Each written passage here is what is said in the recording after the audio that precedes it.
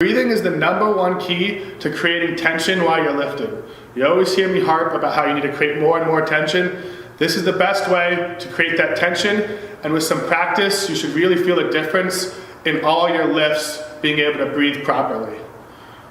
When you take a breath, you don't want it to be shallow. You want a deep breath, deep into your lungs, and create 360 degrees of pressure through your stomach, your sides, and your lower back.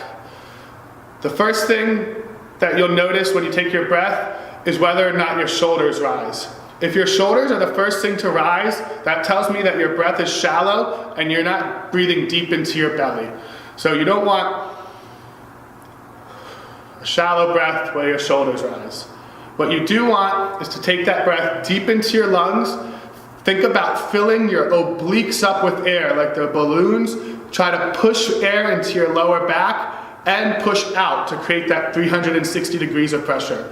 A good way to feel this is to stick your fingers in your side, and then when you brace and try to get that 360 degrees of pressure, you should be able to push your fingers out of your side. That tells me that you're getting tension not just from the front of your stomach, but from the sides of your stomach. Another thing is you really want your belly to expand when you take that deep breath. You don't want to suck in, because that means you're taking a shallow breath, but you instead want to think about getting your belly as big as possible. The bigger your belly is, the bigger your base of support is, the lighter the weight will feel. All right? So now we're figuring out how to take this deep breath into our belly, filling up 360 degrees of pressure, breathing into our obliques, pushing our fingers out of our side. When you do this, you want to make sure that you're in a nice neutral spine position. Whatever position you start in, when you take this breath, you're going to be locked in.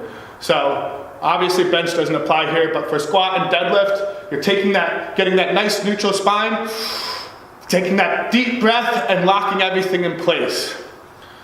Another note with the deep breath is you want to practice to be able to do it while breathing still and still keep that tension. That's going to be helpful for the higher rep stuff, but for the lower rep stuff, you want to take that big breath and really brace down as hard as you can.